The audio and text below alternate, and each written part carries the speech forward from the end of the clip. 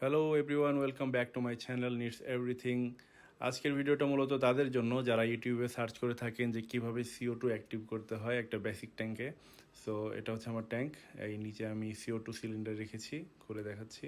এই ভেতরে ডান সাইডে সেই CO2 সিলিন্ডার যেটা প্লাগড ইন করা আছে মাল্টিপ্লাগটা খুবই ভালোভাবে টেপ দিয়ে পেঁচিয়ে রেখেছি যেন আমার বেবি এখানে ধরতে না পারে। বাচ্চাদের জন্য সিকিউর করা জরুরি। তো এই হচ্ছে সুইচ। এটা আগে সুইচ অন করতে হবে, মেক শিওর ইটস অন। তো এরপর ডান সাইডে এখানে লাইট জ্বলবে, তার মানে এটা চালু হয়েছে। এরপরে যেটা খেয়াল করতে হবে যে আপনার এই কাচের শিশির এখানে এর ভেতরে পানি আছে কিনা। যদি পানি না থাকে সেক্ষেত্রে আপনি বুঝতে পারবেন না যে বাবলগুলো আসলে বের হচ্ছে কিনা। তো যদি পানি না থাকে সেক্ষেত্রে এখানে মোড়াবেন, এখানে ঘোরানোর পরে এটা খুলে যাবে ইজিলি। তো খোলার পরে এখানে পানি ভরে এটা আবার লাগিয়ে দেবেন এখানে। তো এরপর আপনাকে যেটা করতে হবে, এই ডান সাইডে দেখতে পাচ্ছেন, এটা যদি আপনার দিকে ঘোরান তাহলে সেক্ষেত্রে এটা বাবুলগুলো বের হবে বা গ্যাস বের হবে আপনার দিকে যদি ঘোরান।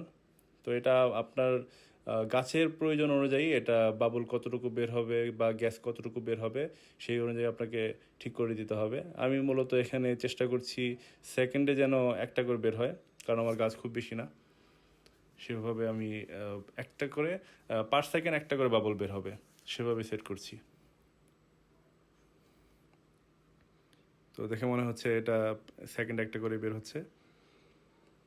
তো আমি মনে করি যে আমার প্লান্টসগুলোর জন্য ওই একটা করে পার সেকেন্ড বাবলই এনাফ। তো এটা বন্ধ কীভাবে করতে হয় সেটা দেখাচ্ছি আমি আপনাদের। এটা যদি ওই পেছনের দিকে যদি ঘোরান, পেছনের দিকে ঘোরালে এটা বন্ধ হয়ে যাবে। এটা এখন বন্ধ হয়ে গেছে, কোনো বাবল বের হচ্ছে না, দেখতে পাচ্ছেন। তো এখন আমি আবার অ্যাক্টিভ করছি আগে যেন আমি আপনাদের দেখাতে পারি যে কীভাবে ডিফিউজার অন করতে হয় বা অ্যাক্টিভ করতে হয় ফুল প্রসেসটা। তো এটা সেই আগের মতো আমি পার সেকেন্ড একটা করে বাবল অ্যাক্টিভ করে দিচ্ছি।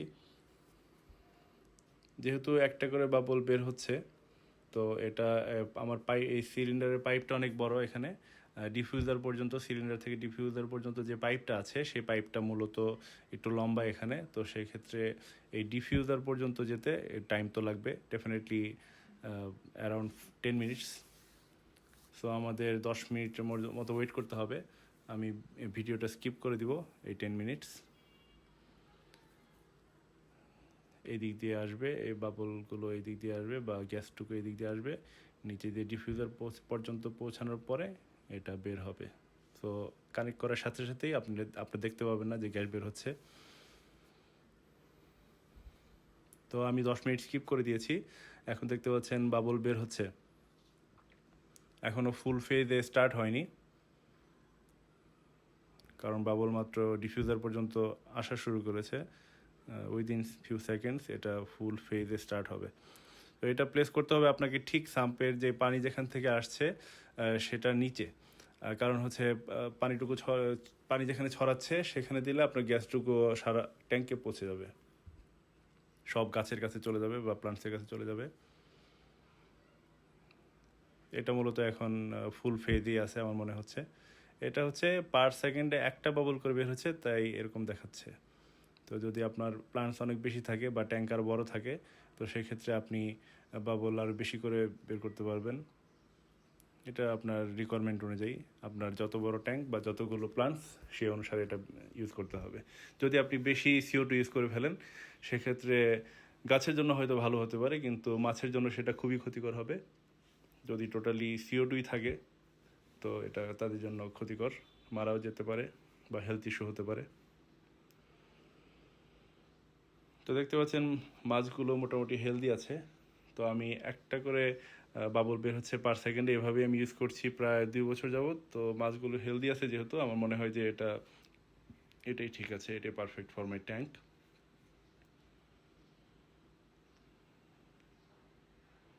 তো এটা খুবই সিম্পল একটা জিনিস। যদি আপনার সিলিন্ডার ভালো থাকে, যদি কোনো ম্যাল ফাংশন না থাকে, তাহলে it should work like this. তো এই হচ্ছে আমার শখের একটা বেসিক ট্যাঙ্ক।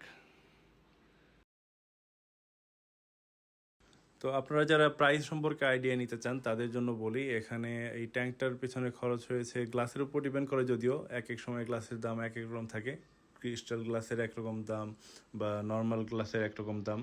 এখানে ক্রিস্টাল গ্লাস ইউজ করা হয়েছে। ট্যাঙ্কের প্রাইস মূলত প্রায় 10,000 টাকার মতো এসেছে। আর হচ্ছে এখানে যে প্লান্টগুলো দেখতে পাচ্ছেন, এগুলো অ্যানোবিয়াস, ডান সাইডে আছে অ্যানোবিয়াস। অ্যানোবিয়াসের এই ছোট ছোট কীভাবে দেখাবো, যা ছোট ছোট যে গুচ্ছগুলো থাকে এগুলা মূলত 250 থেকে 300 বা 500 এইভাবে প্রাইস পাওয়া যায়। আর এখানে অ্যামাজিনিয়া সয়েল দেখতে পাচ্ছেন, এখানে 6 কেজি আছে, প্রতি কেজি 1,000 করে মার্কেটে পাবেন ভালো কোয়ালিটিগুলো। আর এখানে ড্রিফটুড আছে একটা, আর বগুড আছে একটা, দুইটা মার্চ করে মতো, এগুলো কেজি হিসেবে বা অনেকে ইদানিং ফিক্সড প্রাইসেও সাইজ হিসেবে বিক্রি করেন। আর মাছের পেয়ার এখানে হার্লি কুইন মূলত মেবি এখন হয়তো 200 টাকার নিচেই নেওয়ার কথা, নিয়ন টেট্রাও 200 টাকার নিচেই হওয়ার কথা পার পেয়ার। আর আর খরচের মধ্যে হচ্ছে, হ্যাঁ মেইন জিনিস হচ্ছে যেটা এই CO2 এটা এখন market price should be below 15K, যদিও এটা এক্সপেন্সিভ। আর এই র্যাকটা প্রায় 6 বা 7 হাজার টাকার মতো লেগেছিল 2 বছর আগে। আর এখানে একটা বেসিক একটা লাইট আছে, এই লাইটের দাম প্রায় মনে হয় 3500 বা 3000 এরকম লেগেছিল। পেছনে দেখাই কী কী ইউজ করেছি। এটা হচ্ছে সিনথেটিক কটন, এখানে সিরামিক রিং আছে 2-3 কেজির মতো। আর এখানে সাবমার্সিবল পাম্প, এর মাধ্যমে পানি ভেতরে আসছে। একটা সাম্প থাকা মানে অনেক ভালো একটা ব্যাপার একটা ট্যাঙ্কের জন্য, আর হেলদি একটা ট্যাঙ্কের জন্য সাম্প অনেক ইম্পর্টেন্ট একটা জিনিস। তো এর ভেতরে অনেক জায়গা আছে, আপনি চাইলে প্রয়োজনীয় সব জিনিসপত্রের ভেতরে রাখতে পারবেন। যদি আমারটা ফাঁকা রেখেছি, আমার একটু ক্লিন জায়গা পছন্দ তাই।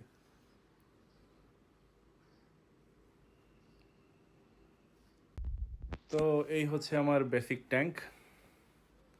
সবার কেমন লেগেছে কমেন্টসে জানাবেন। যদি পরামর্শ থাকে অবশ্যই আমি সাদরে গ্রহণ করব, শেখার তো শেষ নাই ডেফিনেটলি।